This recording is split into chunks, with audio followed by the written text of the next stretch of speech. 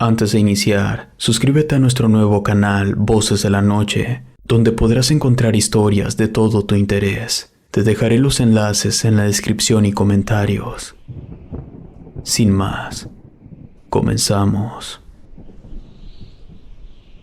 Tlahueliloc. No sé ni por dónde empezar a contarte.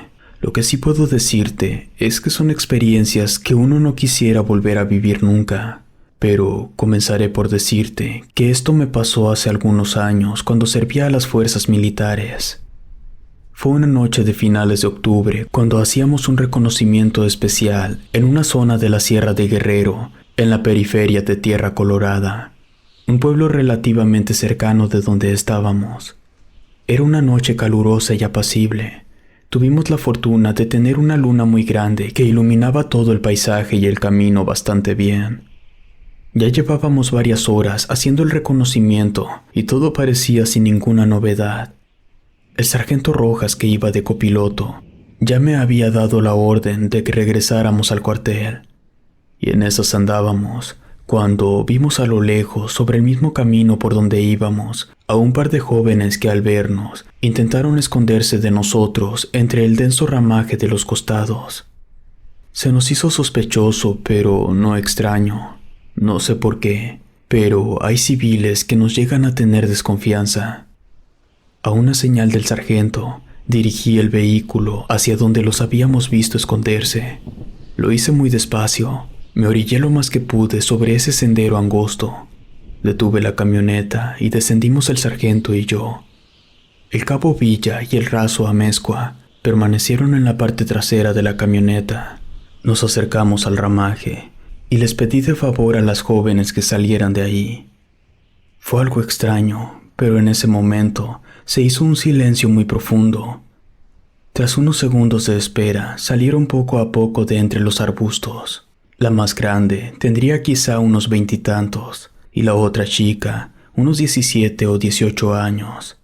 Al quedar totalmente al descubierto, nos llamó la atención que la más pequeña apretaba los dientes y agachaba la cabeza mientras se agarraba el hombro con ambas manos. Parecía venir herida, pero no podíamos ver qué tipo de lesión tenía, porque traía una chamarra encima sobrepuesta. La chica más grande la sujetaba del brazo como si la estuviera ayudando a mantenerse en pie. Levantó la vista hacia nosotros y se nos quedó viendo fijamente. Su mirada era muy penetrante y no sé si era la luz de la luna, pero sus ojos de pronto parecían tener un reflejo de color rojizo. Entonces el sargento les preguntó qué hacían por esos caminos tan despoblados. La joven, sin dejar de mirarnos, nos dijo que venían de regreso de un baile en el pueblo, por el barrio de San Isidro, y que su casa no estaba lejos de aquí. La respuesta no convenció al sargento Rojas. Habíamos estado bastante tiempo en esos parajes y no habíamos visto ninguna ranchería, poblado o casa cercana. Entonces yo le pregunté qué tenía la otra chica en el brazo, que por qué se quejaba tanto. La joven guardó silencio un segundo y nos dijo que en el baile se habían peleado unos fulanos y que habían sacado algunas armas y que en el argüende a su hermana le habían herido en el hombro, pero que era una lesión superficial y que la llevaba a casa para curarla. El sargento la miró desconfiado y le preguntó si quería que las auxiliáramos o las lleváramos a alguna unidad médica. La joven nos insistió que no era de gravedad, que ella podía atenderla en casa. Guardó silencio por un segundo y en un tono más molesto nos dijo que si no teníamos otra pregunta, ella se tenía que retirar porque tenían que llegar a casa para curarla. Y sin decir más, empezaron a caminar pasando a nuestro costado sobre el sendero. El sargento les dijo que no se espantaran, que solo queríamos ayudarlas. Las jóvenes ignoraron sus palabras y siguieron avanzando hasta quedar a unos 5 o 6 metros delante de nosotros. Fue entonces que las cosas se complicaron. El raso Amezcua cometió el error de amartillar su arma. Al escuchar ese sonido, las jóvenes se detuvieron sin darse la vuelta. En ese momento empecé a sentir que corría un viento muy helado, algo poco común en tierra caliente, y de pronto me pareció que todo se quedaba en silencio. En verdad, fue algo muy extraño.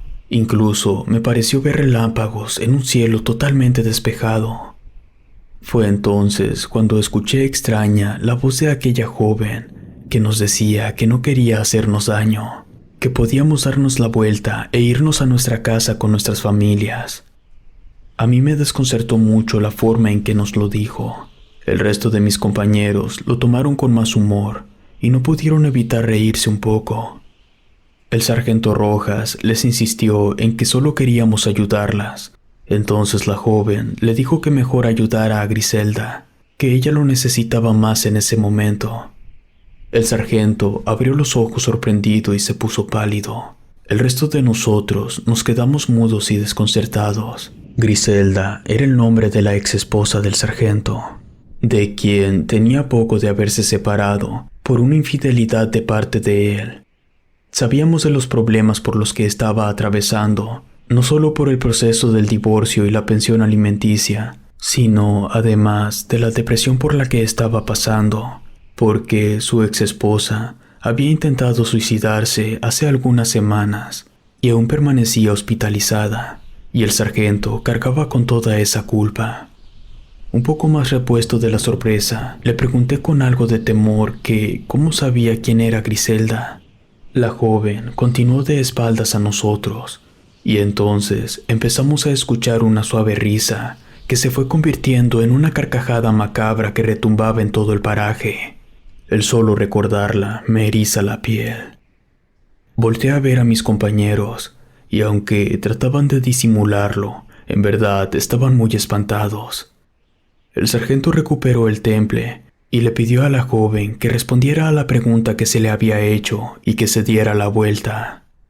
La chica cayó repentinamente y volvió a insistirnos que nos diéramos media vuelta y nos fuéramos por donde habíamos venido.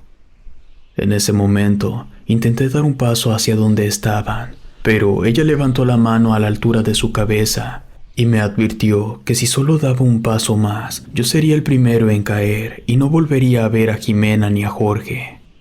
Me quedé congelado al escuchar los nombres de mis hijos. No moví ni un solo músculo. Entonces escuché a mi costado que el cabo Villa, que era de la religión, balbuceó casi para sí: «Es una Tlahueliloc». Apreté la mandíbula y le pregunté: «¿Una qué?». El cabo temeroso dijo en voz baja: «Una bruja mala». En ese momento, como si nos hubiera escuchado, la joven bajó la mano, agarró del brazo a su hermana y empezaron a caminar. La vimos alejarse poco a poco sobre aquella vereda, sin que uno solo de nosotros hiciera el menor movimiento. Todavía las alcanzábamos a ver cuando de pronto, en un parpadeo, vimos como de la nada el fuego las cubrió por completo. Mi primer impulso fue correr hacia la camioneta y sacar el extintor, pero en ese momento el cabo Villa me detuvo por el hombro y me señaló hacia donde estaban ellas. Entonces sucedió lo imposible. Cada joven era una bola de fuego que flotaba en el aire. Se levantaron por encima de los árboles por un segundo y enseguida salieron disparadas hacia lo más alto de la sierra hasta perderse entre los árboles. Todos nos quedamos con la boca abierta. No sé cuánto tiempo permanecimos ahí, hasta que la voz del sargento, dando la orden de subirnos a la camioneta, rompió el silencio y la tensión que había. Nadie dijo nada ni preguntó nada.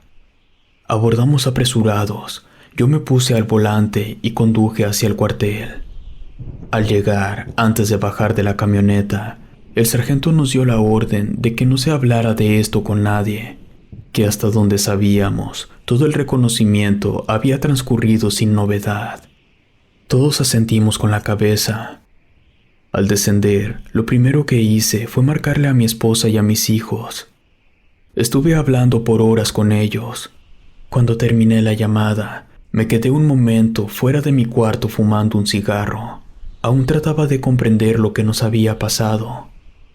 Desde donde estaba, se podía ver gran parte de la sierra iluminada por la luna.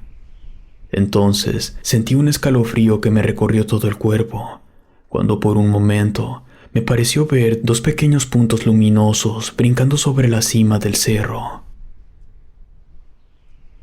Si te gustó esta historia, suscríbete activando la campanita para que no te pierdas lo mejor de Rede. Gracias por escucharnos. Relato escrito y adaptado por Luis Martínez.